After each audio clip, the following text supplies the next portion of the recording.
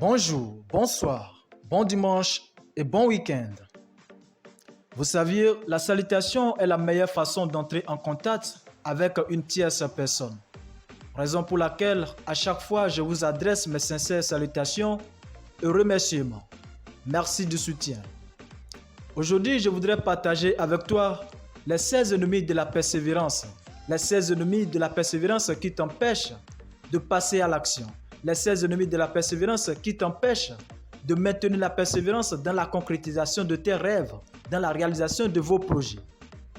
Mais avant de commencer, je vous prie de vous abonner à ma chaîne et d'activer la cloche de notification pour ne rater aucune de mes vidéos motivationnelles.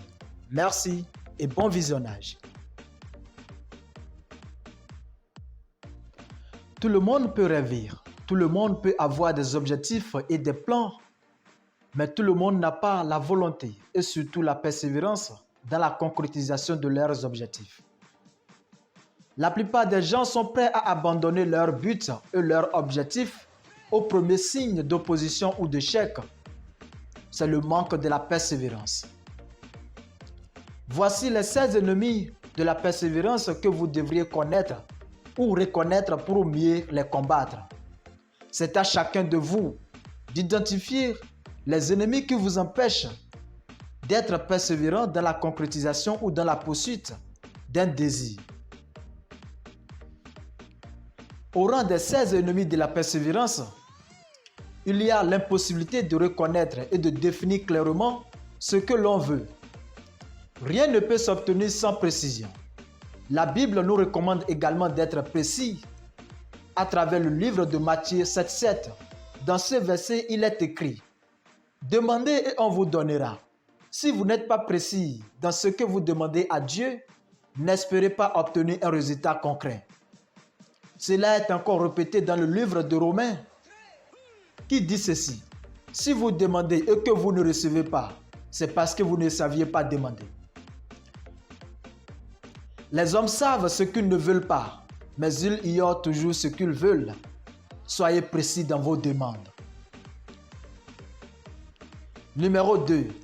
L'hésitation et son lot d'alibis et d'excuses, c'est-à-dire le doute, l'indécision ou encore l'incertitude, et donc la non-confiance en soi. Numéro 3. Le manque d'intérêt pour un enseignement spécialisé. Si vous voulez acquérir une connaissance donnée dans n'importe quel domaine, vous devriez savoir à quoi cela vous servira ou servira les autres. Ayez un intérêt bien précis. Toute décision sans intérêt est toujours regrettable. C'est la preuve que l'intérêt précède la décision. Il est plus facile d'acquérir la persévérance si nous prouvons de l'intérêt à quelque chose. L'intérêt détermine la persévérance. Sans intérêt, pas de persévérance. Et sans la persévérance, pas de richesse.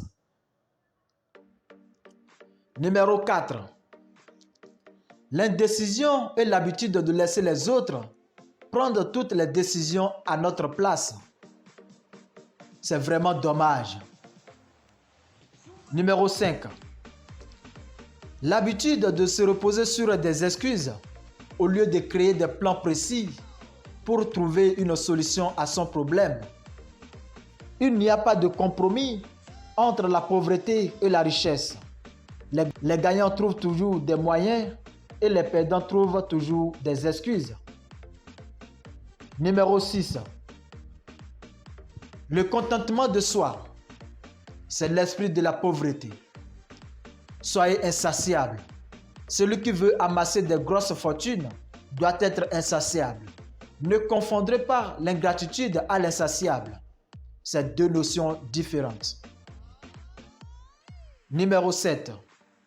L'indifférence qui se manifeste habituellement par la recherche systématique de compromis là où il y aurait lieu de faire face aux obstacles et d'essayer de les franchir. Numéro 8. L'habitude de critiquer les erreurs des autres et d'accepter les circonstances défavorables comme inévitables. Numéro 9. La tiédeur d'un désir qui vient de ce que l'on néglige le choix des intentions. Un petit désir n'apporte que des maigres résultats. De même qu'un petit feu donne peu de chaleur. De la même façon que l'eau est attirée par l'océan, la fortune est attirée par ceux qui ont préparé leur esprit à la recevoir. Ayez donc un désir ardent dans la concrétisation de vos rêves, de vos projets. Numéro 10. La volonté et même parfois la hâte d'abandonner au premier signe de la défaite. Un lâcheur ne gagne rien et un gagnant n'abandonne jamais. Il n'y a pas d'échec définitif et rien n'est encore perdu à celui qui refuse d'abandonner. L'échec est temporaire.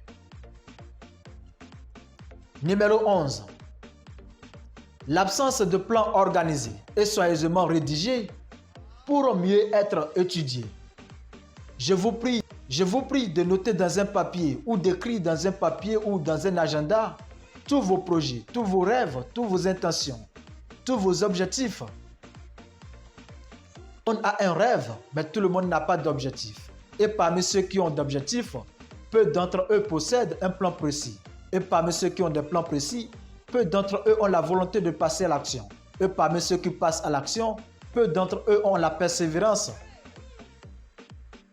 Numéro 12. L'habitude de négliger les occasions qui se présentent à nous. C'est le cas des marketing de réseau. Personne ne veut prendre de risques. Sans risque, pas de richesse. Qui ne risque rien n'a rien, dit-on. Numéro 13. Souhaiter au lieu de vouloir. Tout homme, à un moment donné, souhaite avoir de l'argent. Or, il ne suffit pas de souhaiter être riche pour le devenir. Il faut le désirer jusqu'à l'obsession, bâtir dans ce sens un plan précis avec le désir ardent de le réaliser. Numéro 14. L'habitude d'établir des compromis avec la pauvreté au lieu de vouloir la fortune, le manque total d'ambition, d'être, d'agir et de posséder. Numéro 15. La quête de raccourci à la fortune. Essayez de prendre sans rien donner. On n'est rien pour rien et on n'a rien pour rien. Si vous voulez amasser de grosses fortunes, vous devriez apprendre à rendre des services importants au plan international. Numéro 16. La peur du qu'en dira-t-on, la peur d'être critiqué. Cet ennemi numéro 1 fait échouer autant d'élaboration que l'application des plans.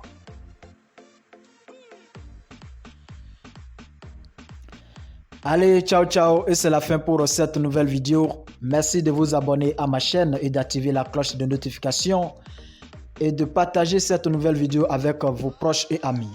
Merci, à la prochaine.